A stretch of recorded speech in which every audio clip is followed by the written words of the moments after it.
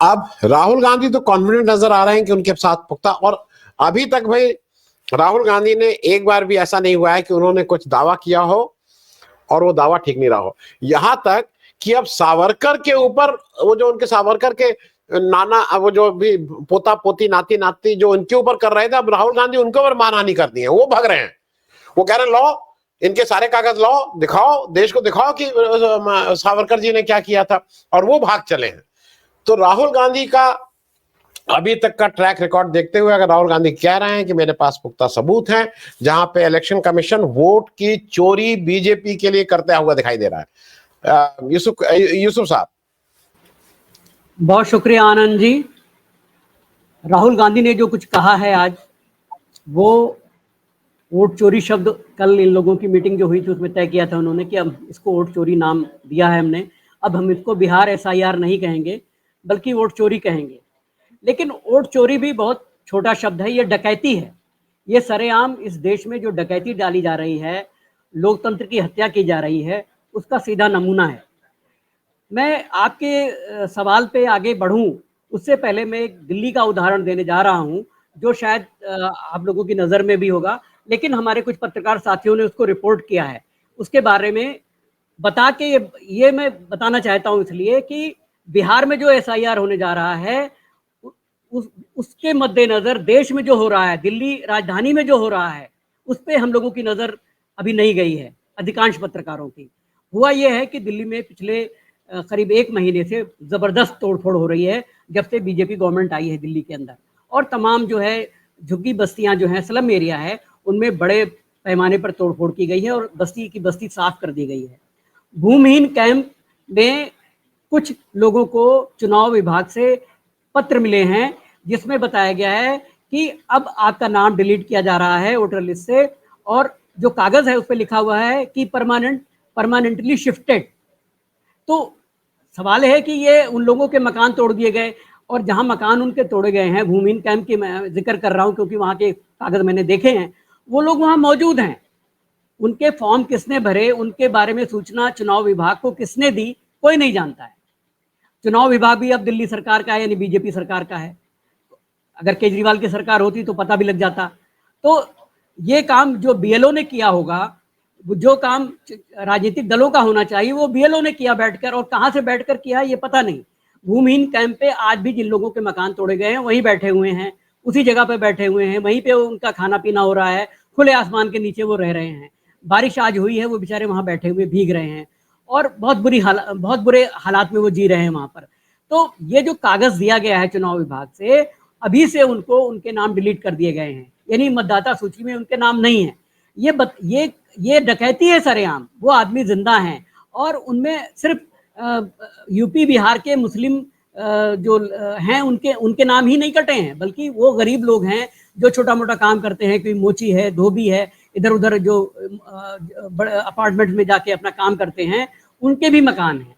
तो ये बहुत बड़ा संकट खड़ा हो गया है, और ये डकैती डाली जा रही है देश की राजधानी में। अब हम लोग आते हैं बिहार पर, जिसको लेकर इतना बड़ा जो विपक्ष ने आरोप लगाया है, राहुल गांधी ने आज आरोप लगाया है कि हमारे पास एटम बम है, हम उसको समय आने पर फोड़ेंगे। ये अच्छी बात है कि उन्होंने मेहनत की है, और कांग्रेस ने बाकायदा इस पे पैसा और समय देकर इस पे बाकायदा असेसमेंट कराया है और जांच कराई है कि किस तरह से ये चोरी की गई है या डकैती की गई है। सवाल यह है कि अब बहुत ज़्यादा हो चुका है आनंद जी। राजनीतिक दलों ने जो 9 जुलाई को बिहार बंद किया था, और वो बहुत कामयाब बंद था, वहाँ के लोग शामिल हुए थे, बिहार के लोग शामिल हुए थे, उनकी हिस्सेदारी थी, और बिहार के लोगों ने समझ लिया है कि कहीं ना कहीं बहुत बड़े पैमाने पर गड़बड़ी की जा रही है। तो इसका विरोध बहुत ज़रूरी है। 10 अगस्त के आसपास राहुल गांधी की जो यात्रा है, शायद उसमें तेजस्वी भी शामिल होंगे। जो अगस्त क्रांति यात्रा जिसे कहा जा रहा है, बिहार में परिवर्तन के लिए निकाली जा रही है, उसमें मुझे लगता है कि इन लोगों को चाहिए कि सिर्फ यात्रा निकालने से बात नहीं बनेगी, बल्कि अपोजिशन के जितने भी बड़े नेता हैं वो जाकर बिहार में बैठ जाएं, कैंप करें, और उनको जब तक इलेक्शन वहां डिक्लेयर होने तक उनको वहां मौजूद रहना चाहिए। अभी से चले जाएं, क्योंकि ये जीवन मरण का सवाल है। अगर चुनाव आयोग और बीजेपी का nexus between BJP and election commission of India अगर ये लोग चुनाव करा ले गए बिहार में इस SIR प्रक्रिया से, तो समझिए कि पूरे देश में वो फार्मूला और लागू किया जाएगा और इसका एकमात्र मकसद है कि देश के मुसलमानों को मतदान से वंचित करना, इनका एकमात्र उद्देश्य है। और ये उद्देश्य इनका जीता जागता उदाहरण दिल्ली का मैंने जो दिया, भूमिहीन कैंप में अधिकांश मुसलमानों के नाम मतदाता सूची से काटे जा रहे हैं, जो खासकर स्लम एरिया के हैं। मैं अपार्टमेंट में या आर्गनाइज कॉलोनियों में रहने वालों की बात नहीं कर रहा हूँ, जो हाल में झुग्गियां टूटी हैं वहां की बात कर रहा हूँ। तो ये सेम प्रक्रिया जो बिहार में अपनाई गई है, ये खास तौर से मुस्लिम वर्ग के मतदाताओं को वोट से रोकने के लिए ये साजिश रची गई है सारी। और अभी आज मेरे पास जो सूचना थी, आज मुझे एक वहाँ के कुछ धर्मगुरु और तमाम लोग मिले हैं बिहार के, जिन्होंने बताया कि 50-50 हजार रुपए में जन्म प्रमाण पत्र के लिए मांगे गए हैं वहाँ पर बिहार में। यानी जो मुस्लिम लोगों ने अप्रोच किया अपना जन्म प्रमाण पत्र बनवाने के लिए, जो चुनाव आयोग की शर्त है कि 11 दस्तावेजों में जन्म प्रमाण पत्र होना चाहिए आपके बाप दादा का और आपका, वो बनवाने के लिए लोग गए हैं, तो उनसे 50-50 हजार रुपए मांगे गए हैं रिश्वत के। ये बीजेपी सरकार में, नीतीश की सरकार में ये खुला खेल वहां चल रहा है।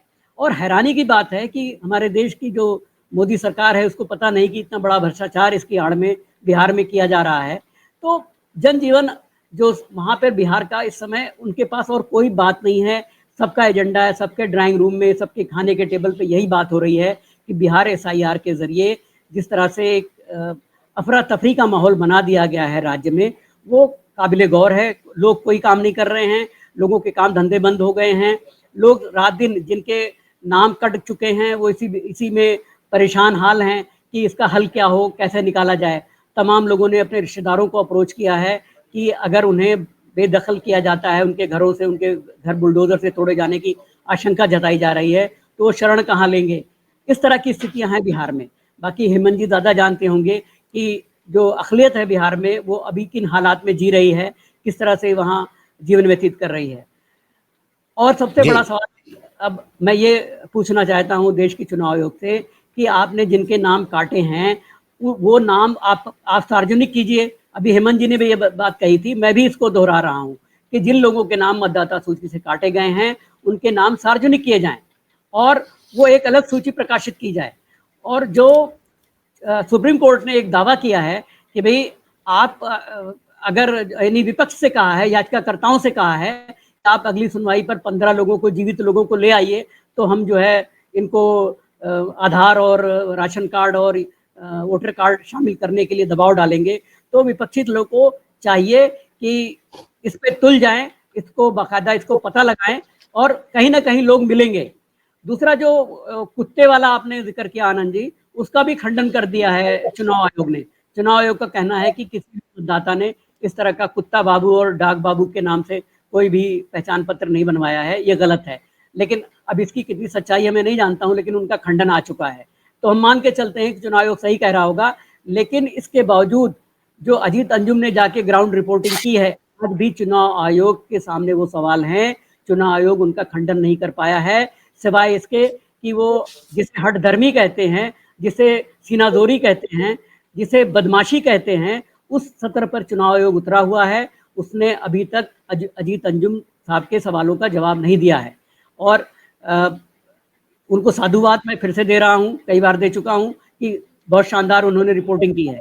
तो बहरहाल बिहार SIR एक डकैती है जिसका विरोध इस देश के हर नागरिक को, जो लोकतंत्र में विश्वास करता है, उसको करना चाहिए।